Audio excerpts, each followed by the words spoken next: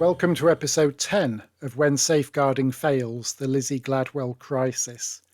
I'm Jeremy Gladwell, Lizzie's dad, and I'm telling the heartbreaking true story of how our daughter, a vulnerable young person, was taken, isolated, and subjected to coercive control, and how she was cast adrift by the agencies tasked with safeguarding.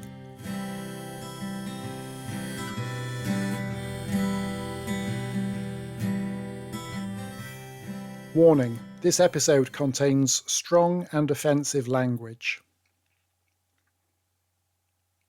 As October faded into November, we found ourselves beginning another month without our daughter. Why was everything taking so long? Why such indifference and inaction? We were trapped in a surreal nightmare. Early in November, Jane received a shocking message. A concerned acquaintance mentioned that Lizzie had told them that she had left home because she had been the victim of inappropriate actions since she was 5. Sexual abuse was implied, and I was the alleged abuser. Worse still, Lizzie claimed that Jane knew about it all along. We were shocked, horrified, and devastated. But a strange thought crept in. Maybe this was it. Maybe these false accusations, as horrific as they were, would force the authorities to act. If these allegations didn't move the police or social services to investigate, what would? Let there be an investigation, we thought. Let the truth come out.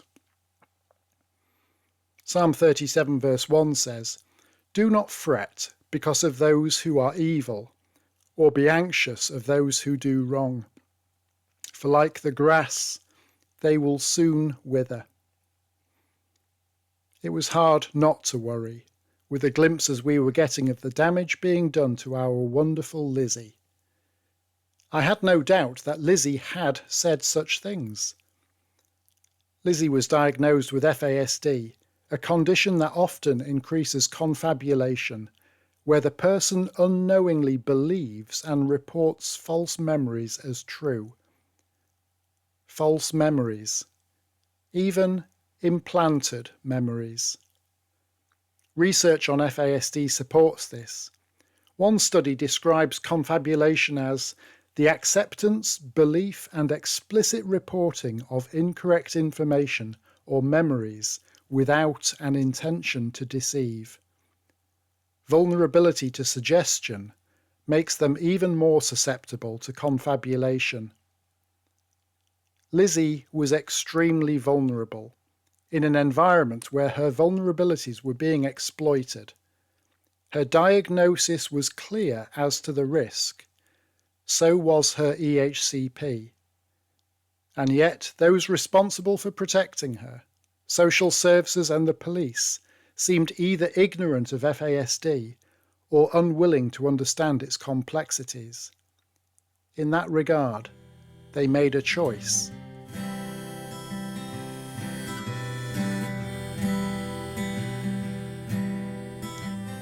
Monday, November the 6th, 2023.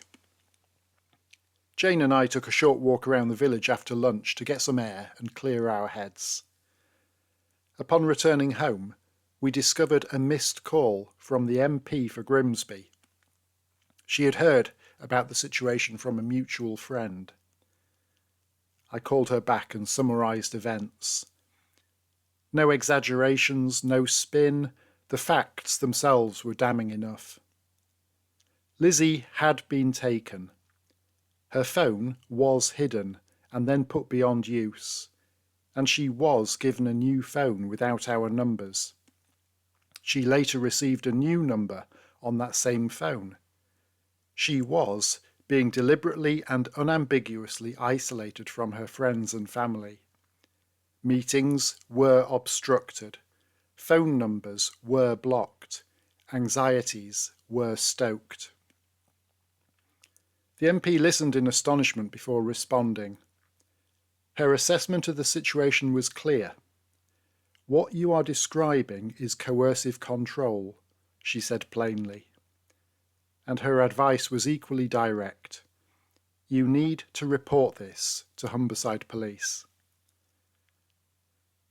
How did I feel about raising this again with Humberside Police?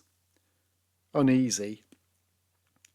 After our previous experience of inaction and lack of communication, along with a mishandled welfare visit by Humberside Police and Focus Adult Social Care in August, I had taken a different approach. I didn't want to be the communication link between the two agencies, being treated like a ball in institutional ping-pong. It was not our responsibility as victims to coordinate the activities of these official agencies.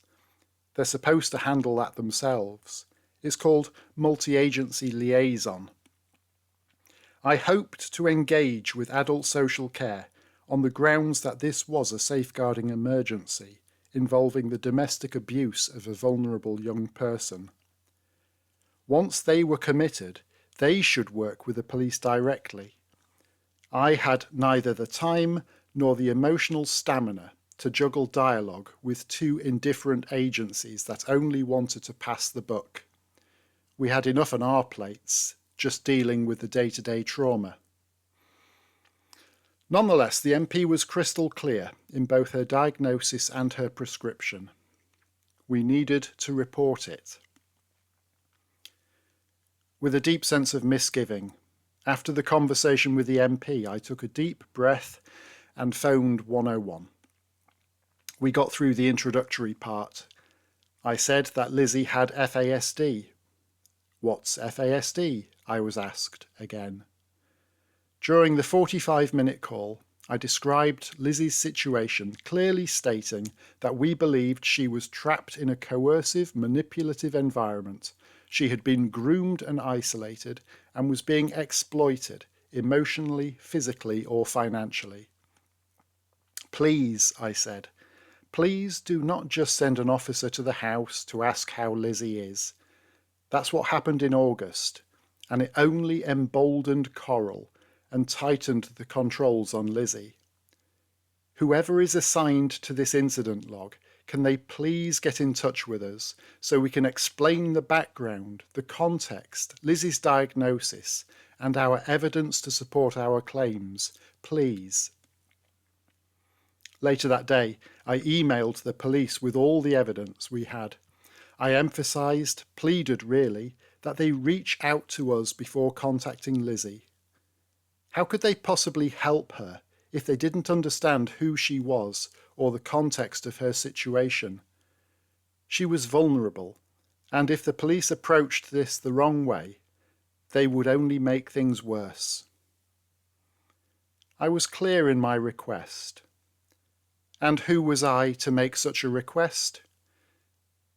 I was Lizzie's dad, trying to safeguard my daughter. How could they possibly know how to approach Lizzie or what to ask without understanding who she was? It was essential that Humberside Police didn't bungle this, that they recognised the risks Lizzie faced, the harm, the trauma, her particular vulnerabilities. This was a serious situation, and I wanted them to handle it properly, to respond professionally in a way that would resolve this situation, not make it worse. Despite all this, the police did exactly what I feared. They visited the house without contacting us first. They asked Lizzie if she was okay, right there, in the house of control, near the perpetrators. Of course, Lizzie said she was fine. And just like that, the case was closed again. How do I know this? A few days later, I received a phone call from one of the officers who had visited Lizzie, and he told me what had happened. I listened in astonishment. I asked if he had seen the evidence we had provided about the coercive control Lizzie had been subjected to, The interference with messages, the removal of her phone, the secret SIM swap, the incessant messages and calls wherever she went, the isolation, love bombing and monitoring. There was a pause, and then he said, "No." I asked if he or anyone else present was aware of Lizzie's FASD diagnosis. Again, a pause before, "No." So this officer and his colleague had been sent to the house without any information, background, or knowledge of Lizzie's diagnosis or the context. They went ill-equipped, having not spoken to us beforehand. They went there blind and oblivious, asked some generic superficial questions, concluded that Lizzie seemed okay, left and closed the case. Unbelievable. The Home Office statutory guidance in such situations states, "Good intelligence and record keeping will be important in ensuring that evidence is documented and kept in relation to a course of conduct that may amount to controlling or coercive behaviour." We were not seeing much evidence of good intelligence or record keeping.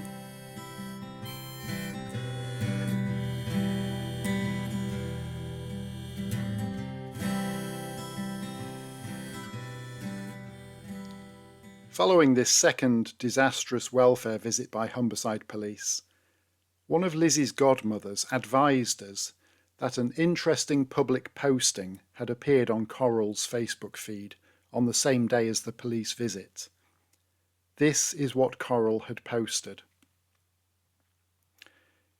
"You can fuck with me as much as you like, but not my babies, or the babies I am now trying to fix after you fucked them up. Gloves are officially off. Difference between me and you, my facts are true, and I have the evidence to prove it. The truth of what you are will officially bite you in the arse. And I made this public so your nosy arse self can read it and start sweating at what's coming. I never air my laundry or anyone else's, but am done." We were astonished and crushed that another opportunity had been squandered by the police. All that second visit served to do, as was clear from Coral's fiery rant, was to increase Coral's determination to raise the stakes in pursuit of her goal, whatever that may be. Humberside Police had let us down. Badly. More importantly, they had let Lizzie down and increased the risks to her.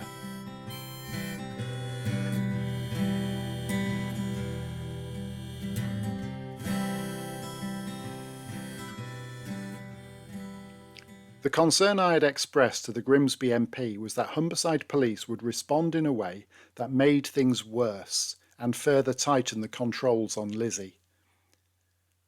Start sweating at what's coming. Gloves are officially off. Were the gloves ever officially on?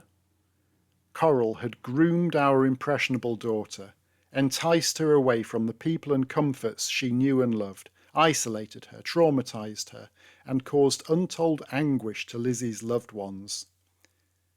If Coral had somehow been taking it easy on us so far, that was news to us. And now she was threatening us? Saying that we should start sweating over what was coming. She claimed to have evidence. What evidence? We were Lizzie's mum and dad, who loved her, raised her, took her to National Trust houses, cafes, cinemas, musicals at the theatre, days out, visits to the park, meals, time with family and friends. Coral claimed she had evidence.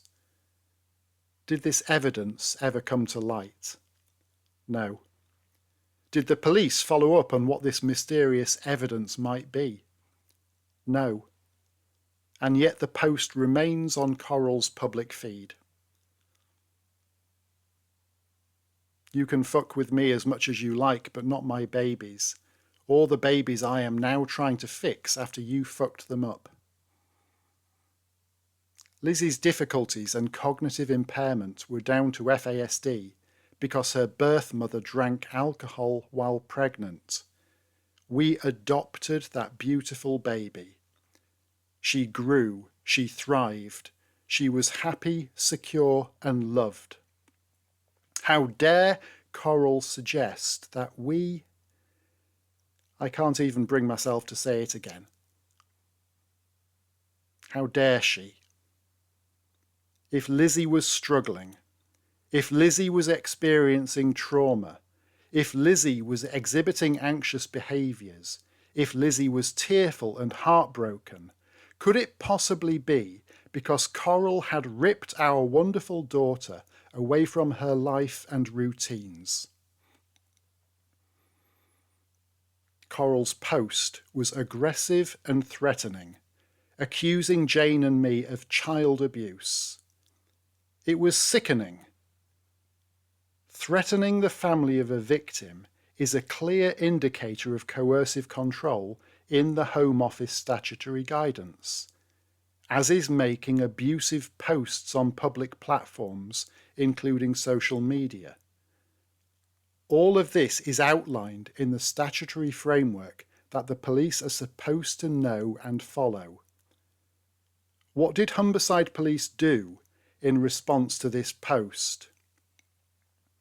I think you might be able to guess by now.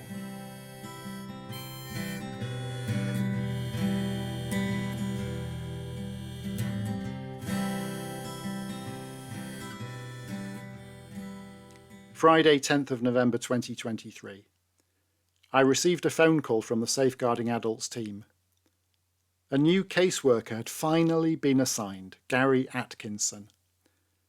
On the same day we heard this news, I called him to introduce myself and the situation.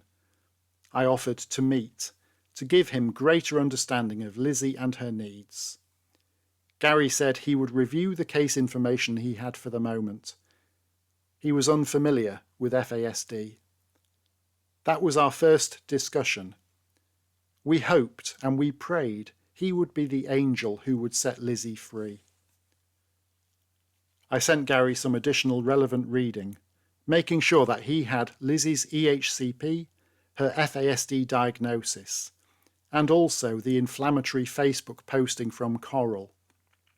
If he was, as his email signature said, an advanced safeguarding adults practitioner, then surely we would see some swift and decisive action to remedy this crisis. That was certainly our hope. Motive. What was the motive for any of this? Whenever we described the chain of events to people, a common and understandable question was, why would Coral be doing this? Theory 1. To keep Lewis at home. Coral's control issues were deep-seated, impacting on the whole family. In December 2022, 7 months before Lizzie was taken, the day after her 18th birthday, Lewis had sent Lizzie a text message. Liz, I've been trying to move out for years, but my mother keeps telling me I'm not ready and I'm getting really fucking sick of it. All I want to do is move out, but I can't. My mother won't let me leave. And on the side of us moving out together, I thought we was going to wait until you was 18, 'cause that's when you can leave home. I never wanted you to move into the home at all. At that point, Lewis was 22. He told Lizzie he was unable to leave home because Coral wouldn't let him. And yet in that self-same message, he reinforced the narrative to Lizzie that it was normal to leave home at 18. Lewis was wanting to leave, to get away. That's a natural urge, of course, to fly the nest.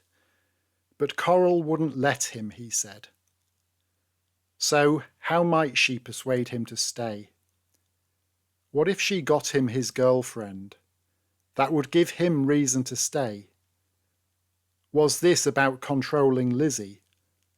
Or was it about Coral controlling Lewis? Or both? Theory 2. Money.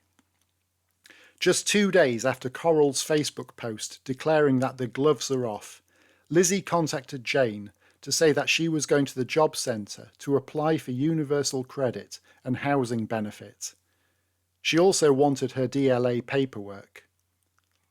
So as requested, I posted them through the house's letterbox. It was the right thing to do. DLA, universal credit and housing benefit together could conservatively amount to around £20,000 per year, not including any other benefits Coral might know how to apply for. And Coral was certainly familiar with the benefit system. On our very first meeting with her, I recall, she offered to help us get additional benefits for Lizzie, saying that she assisted several vulnerable people with their benefits. We politely declined. At least £20,000 per year, as long as Coral could keep Lizzie living there. Which motive was it? Does it have to be one or the other? Why not a combination of both, plus other factors like power or the thrill of control? Who knows? We were certain of one thing, though. None of this was motivated by any desire from Coral to seek the best for Lizzie. And that is precisely why we regarded this as a safeguarding risk for our daughter. As November drew to a close, some people suggested we should just accept the situation and move on. But I could not give up on Lizzie. I couldn't abandon my daughter to a fate likely involving financial exploitation, physical abuse, self-harm, or even an attempt at suicide. Could we do that to the baby we adopted, loved and raised? Could we do that to our child who brought so much joy and laughter to our lives? Could we do that to our girl who already faces so many challenges in life? No, no, no. As November dragged on, we clung to hope. There had to be an end to this nightmare. Christmas was just around the corner. Could the crisis be resolved by then? Only time would tell.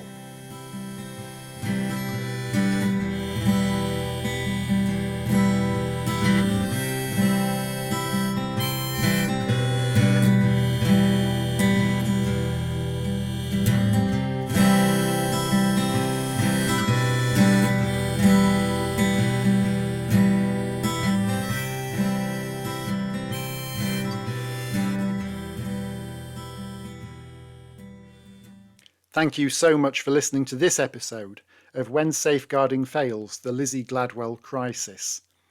If you found it moving or helpful, or if you think our story could help others, then please like, share, or simply tell others about it. Thank you again, and join me for the next episode.